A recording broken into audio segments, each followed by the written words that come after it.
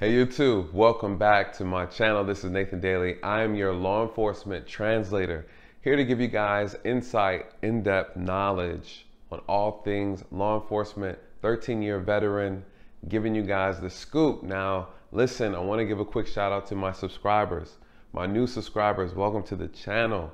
Thank you guys so much for all your support, all of it. It means a lot to me, all the advice that you guys are giving me and feedback really helps. It really helps you guys. I'm new. I'm trying to put it all together and I want to create this experience for you guys, right? What happened first, right? As you know, Travis's attorney spoke to him. First of all, the fact that he even took the stand blew my mind away. I didn't see it coming, but I guess as him being the actual shooter, he really needed to go and tell his story. The bad thing about that is, though, his story was already told. It's told through the body cam. It was told through the statements he gave to the officer, and it's seen in the video, right? That viral video. What more can he say, right? He can clarify, right? He can bring context to the incidents and things that he said, you know, but man, talk about digging yourself out of a grave, right? His actions buried himself, buried his father, sins of the father, one would ask. And then sins of a fool who followed the father that influenced the son to commit this murder, right? So now what are we looking at? The defense, right? Travis's attorney is hyping him up, you guys. So what happened, right? The defense hyped him up, right? He wanted to talk about his education. He wanted to talk about his experience in the military, as a military officer, right? What all the things he endured, his training. And the moment the attorney started to unravel those things, I knew it was game over. Why? Because I knew that the prosecutor was going to pick that apart. She's sharp, you guys. The prosecutor is so sharp. She's so sharp. And even when she did her opening statement, it was killer, right? She came and delivered cold, hard facts. Why is it a bad idea to put Travis on the stand? What can he say? How do you convince? Now they had to have coached him, and as you're watching it, they definitely coached him, but he didn't do a good job with the coaching, right? He did not. His responses weren't believable. They weren't genuine. You could tell when he was stretching the truth. You could tell when he was lying. Now what's interesting is the defense, his attorney really tried to hammer in on something very unique, very specific. And I think he's going to really expose this, right? And try to sell this to the jurors during closing. What is he going to do? He tried to bring up a lot of his military experience. And you guys might not have noticed this, but I picked up on this. And this could be a possible angle. What was he doing? He was basically saying, hey, listen, you had this training on how to de-escalate, right? A situation. You've had this training, right? Military training on the law, on how to identify a threat, how to de-escalate a situation, right? How to maintain your firearm, and what kind of situations require you to be aggressive or non-aggressive, right? And he talks about this, and they're going over his education through the military. And immediately I'm like, I kind of see the angle he wants to play here. He could easily go into a situation of PTSD, right? He can easily go into that. What else did he try to do, right? He also talked about his prior experiences flashing his gun at an offender and that acting as a deterrent, right? Oh, there was a time where someone tried to carjack me. I just lifted up my shirt and showed my gun, and they were like, oh, you got it, right? I've never, in all of my 13 years, ever heard of flashing your gun as being a deterrent, but, you know, this is his testimony. So he talks about these two encounters where all he had to do was really just flash his gun, right? And they backed off. And immediately I knew exactly the angle his attorney was going in, right? And a way to try to justify his behavior with Ahmaud Arbery. In what way, right? The fact that, hey, I brandished my shotgun in my mind, I've had experience through my military training, right? That this showing the gun is a sign or a form of compliance, right? You're trying to get compliance by showing or brandishing a gun. And so he says, well, I learned this in my military training. I've used it twice before and it's worked, right? What does that do with the argument? It creates this idea that Ahmaud Arbery's the problem, right? Hey, it works on everybody else but this guy, right? I had a guy try to rob me, right? Bank, carjack me, and just showing the gun was enough to back them off. But when I did it to Ahmaud, it didn't work. Something must be wrong with him, right? See, this is how attorneys build their cases, right? You don't see it. This is what I call the trick bag that they like to put you in. You can't see the moves. It's chess. I mean, literally, it's chess, right? It's chess. You can't see yourself being set up. And so what else does he do, right? The defense attorney is talking on these things. He's trying his best to show his client as someone who you should have sympathy for. I'm gonna breeze past a lot of things that the defense was doing because he was guiding him, right? What we want to know is the counter. We want to know what the prosecutor did, how the prosecutor handled Travis McMichael on the stand. She delivered fire, okay? The entire time she delivered fire, you guys. And for those who've seen it, I think what's really crazy about the situation is listening to Travis McMichael trying to justify everything that he did that was wrong. That's the sad part. And I think that's the irony of it all, is that he's really trying to make sense of it, but you could see it in his face. You could see it in his eyes that even he doesn't believe it. Right? He cried on stand when the defense was talking to him about, the shooting of Ahmaud. He said, I didn't want to do it. That type of thing. And I believe those tears were real. Me, maybe I'm just easily fooled. But you guys, you have to remember, just because you may believe, or we believe that this person did something wrong, the realization that your life and your freedom is on the line, along with, damn, I wish I would have made a better decision, right? That really the reality setting down on you, that reality check coming down on you, it will bring tears. It will bring tears. Just because he murdered him doesn't mean he's not without pain, right? Not without regret. You get what I'm saying? So we have to remember that piece. It was a tragedy, and it was unacceptable, and it should not have happened, and he was wrong. All of them were wrong. 100% wrong. Those tears, man. That emotion he displayed, I don't know where it was coming from, but I could tell. And again, you guys, when you've come in contact with so many people and you deal with people, I've watched murderers cry, rapists cry, it's I can't make sense of it, but I'm telling you that just because a person has done something wicked doesn't mean that they can't show emotion, right? It's weird, right? Show regret. So I wanted to touch on that. What else?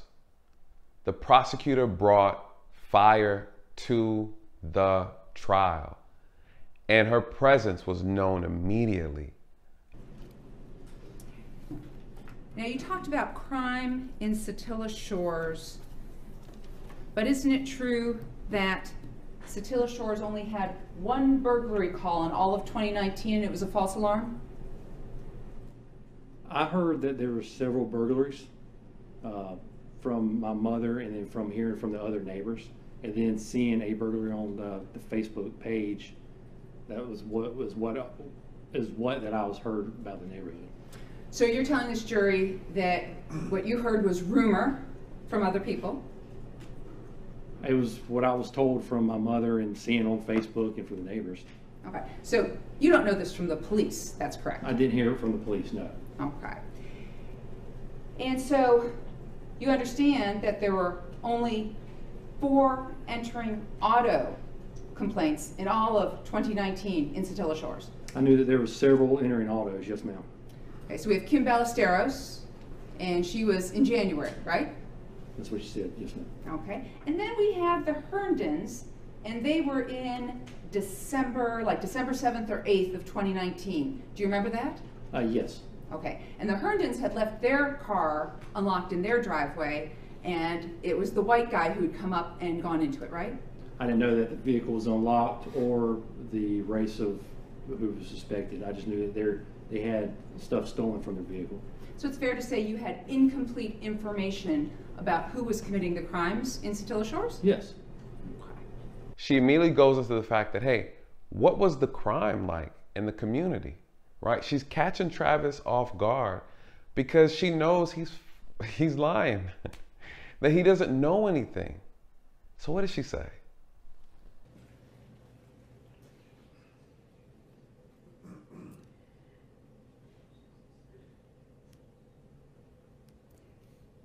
So, given you don't know who stole your gun, there was no probable cause to arrest Mr. Arbery for the theft of your handgun on January 1st, 2020. No ma'am.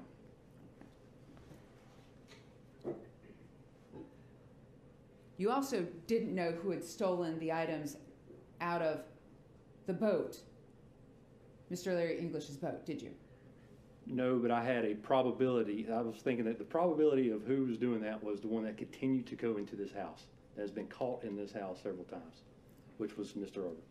But you had no evidence he'd ever taken anything off of Mr. English's boat.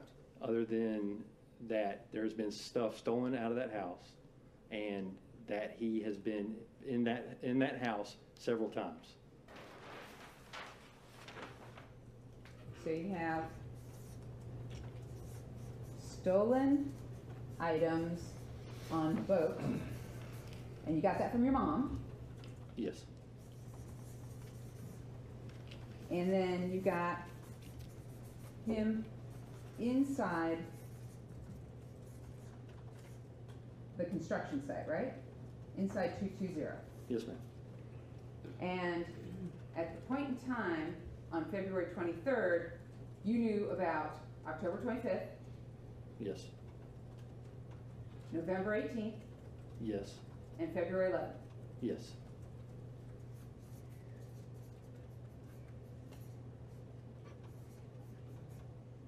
You also knew that the white couple had gone in on November 17th, right? I did.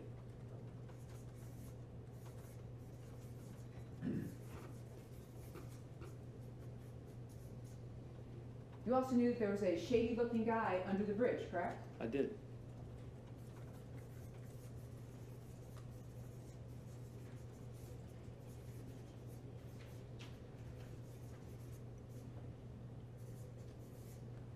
And you also suspected this guy in the neighborhood with the truck may have been the one who stole your handgun. He might have also been someone who was stealing things in the neighborhood, as you said to Mr. Sorrells, right? And for a couple of days, they decided that that was not him, or it was not the person that had the truck. That I thought it was a different truck. So by letting that, that's not. Is that Rob Way? I don't know who Rob Way is. So Kim Ballesteros didn't tell you that she suspected Rob Way in the neighborhood as being the one who stole her purse out of her car January 30th? Not that I recall, no ma'am.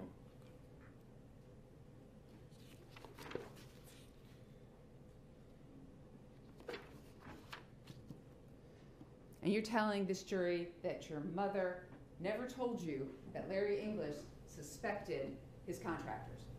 No ma'am.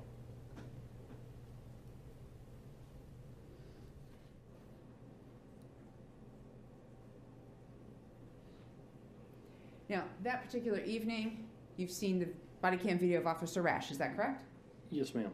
And Officer Rash told you and told your father that Larry English said Mr. Arbery had never taken or stolen anything from the open unsecured construction site. Is that correct?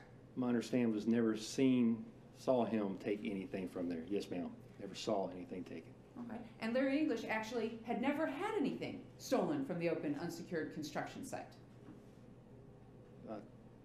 Yes, he had stuff stolen out of his boat that was inside that house. Yes, ma'am. But you didn't investigate that crime as a law enforcement officer, correct? No, ma'am. Because you weren't a law enforcement officer, were you? That's correct. All right. And your father wasn't a law enforcement officer either? He was not. Okay. So you're basing your probable cause on something that was rumor that your mother told you about things being stolen off the boat. So what I really like about this is immediately she's establishing the environment, right?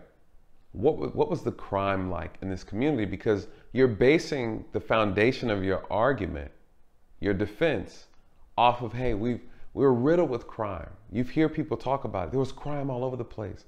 What were they supposed to do, right? They're supposed to protect the community. Man, these clowns had 1 burglary and 4 car break-ins, right? And she talks about that. She said, hey, do you know anything about this? Can you tell me what houses? Who'd you hear it from? Who told you? He had no immediate knowledge of anything. He had information told from other people, right? She got into his car being broken into. She mentioned that. She said, oh, your car was broken into. He's like, yeah. Right?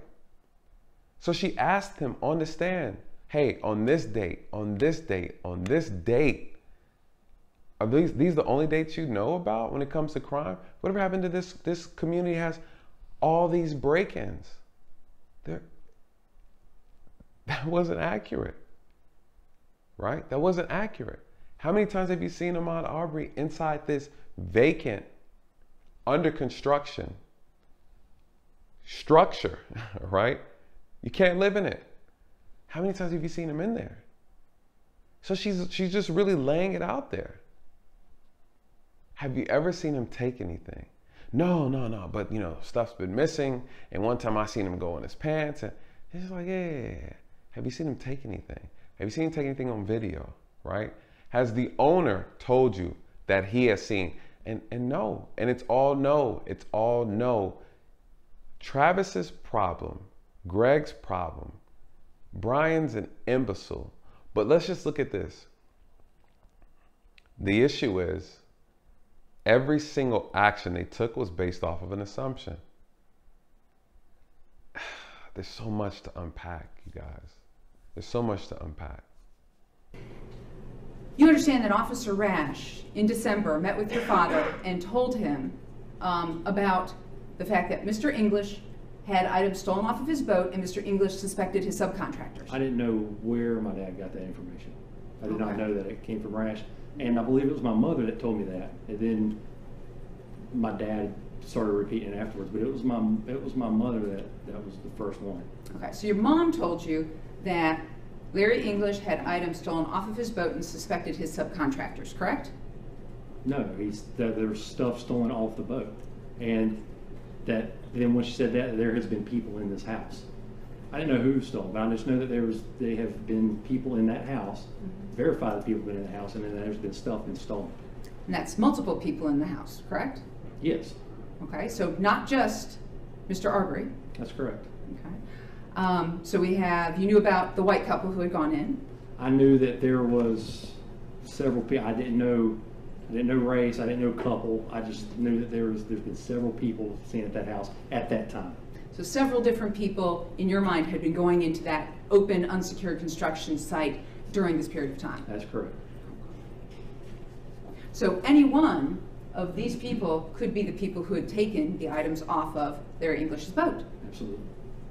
What I love how she introduced this piece, she talks about how, hey, did you know that there are white people? There was a white couple that entered into that same construction site. He said, yes, ma'am. Right? There are multiple people, right? And this is something that we all know. But you singled one person out. Well, he came there the most, so he had to have done it. He had to have done it? This is the logic. She destroys him with logic. And you're starting to see where his mentality is, what he thinks, right, about skin color, right? And how a person's skin color can make them guilty, but it gets deeper than that. So much deeper than that. July 13th, and the man who's homeless under the bridge? Yes. White, black, Asian, Hispanic? He was white.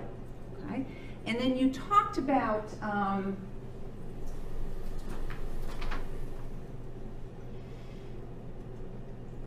the ATM situation. That was when, in 2008? 2008. Okay. City of Pascagoula? It was. Pascagoula? Pascagoula. Thank you, Pascagoula. City of Pascagoula.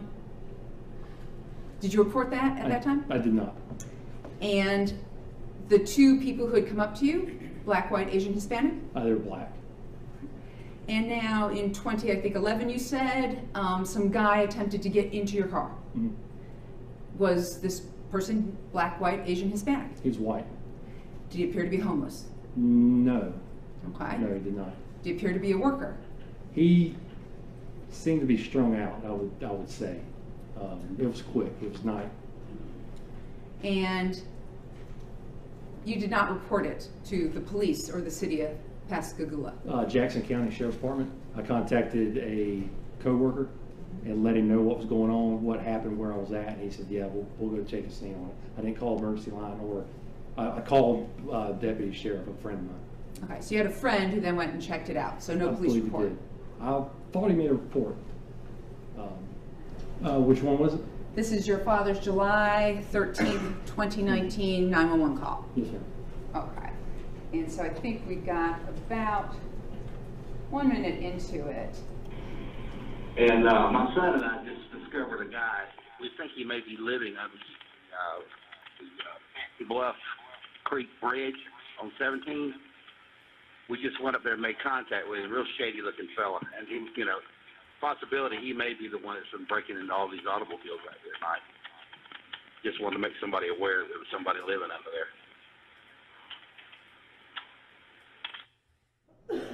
Was that the remainder of the call where he called the guy under the bridge a shady looking guy? Seems there's a few more to it, but yeah, I mean that was continuing of that audio, obviously. She starts to touch on the mentality of the McMichaels, right? This vigilante mentality that they have. There's a pattern of it. How does she do it? She talks about the homeless guy, right, under the bridge. The McMichaels are going around playing Batman and Robin in their community. They're looking for people, right? Hey, we see this homeless guy down here. Let's go check him out. They're armed, right? And the homeless man is white. So they go out there. She says, well, why'd you need to bring your gun? For protection. You never know, just in case something happens. Okay, you and your dad had the weapons. Yeah, I believe he had his weapon too. We went down there. We wanted to see what he was doing. We wanted to make sure he wasn't doing anything wrong. He's homeless, right? He was white. After they made contact with him, I remember he had a machete, right? He's talking about, he had a machete and all this kind of stuff. And they still approached him, right? They still approached him.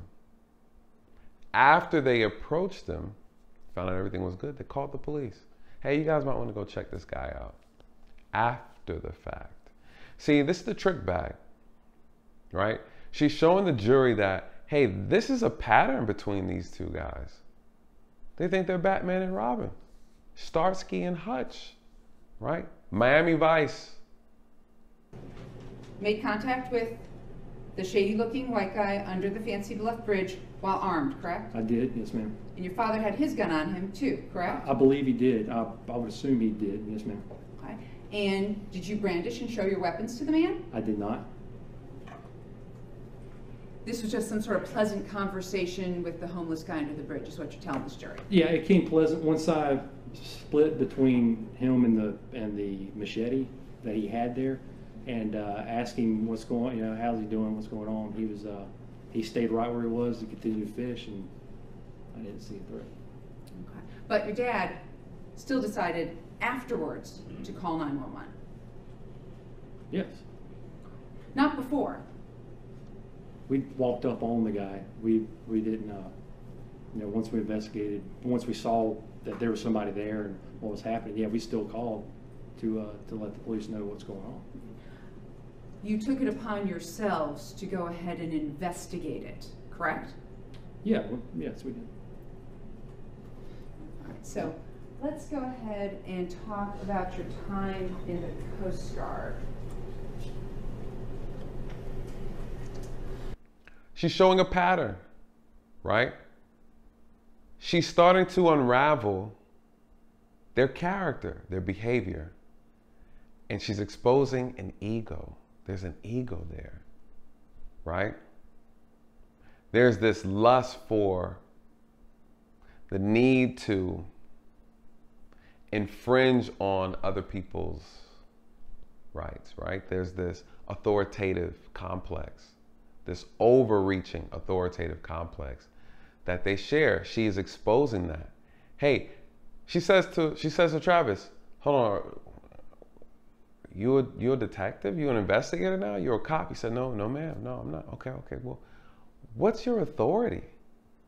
And you call the police afterwards? Does that make sense? Right? The same exact thing, this vigilante mindset, right? This whole idea that my authority, I have it, right? I have this ordained authority over others, right? They play the 911 call. She breaks it down. She's genius, you guys. She's genius. Then what? What I thought was interesting that she tied into this too, when dealing with this homeless man, that he suspected him of committing a crime, right? They suspected this homeless man of being the guy who could have been the one causing the break-ins, causing the car break-ins, or whatever, right? They suspected him. They confronted him with their weapons, but she asked them something. She said, this white homeless man, right, that you guys decided to approach and make contact with and investigate and interrogate before you called the police, did you ever draw your weapon on them? Did you ever take your weapon out and point it at him? No, ma'am, no. She said, okay. The bigger picture, right? The bigger picture. So back in 2009, when you taken your basic boarding officer classes, you understood what the Fifth Amendment was, right? Yes, ma'am.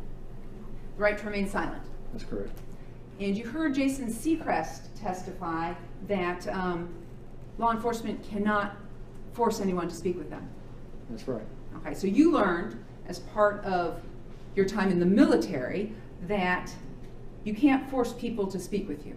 That's correct. Okay, and that if someone walks away, you have to let them walk away. Yes. In fact, you were trained that displaying a weapon may be considered psychological coercion, which is prohibited by the courts, and as a law enforcement officer may be grounds for suppressing evidence. Isn't that what you were taught? Under certain situations, yes, ma'am. In addition, you were also taught that the best weapons retention technique is to not make your weapon accessible to anyone, right? Under certain situations, yes, ma'am. And you were also taught about the deadly force triangle, correct? Yes. And you were taught that deadly force is only to be used as a last resort, correct? That's correct. Exactly. She uses his training. She says the Fifth Amendment. You know the Fifth Amendment because you served in the military, right? You were an officer. They taught you these things. Yeah, okay. And you know that no one has to talk to you. They have a right to remain silent, right? Did you ever tell Ahmaud Arbery he was under arrest? No, I never did that. Okay. And you just thought that it was okay that you just follow him along, harass him, ask him questions. Does he have to talk? Who are you? She said, dude, are you in a marked patrol car? Right? Do you have a badge on you? He said, no. Why does he have to talk to you? Who are you? There's a pattern here. You guys think you can go around and tell people what to do? Who are you? Right?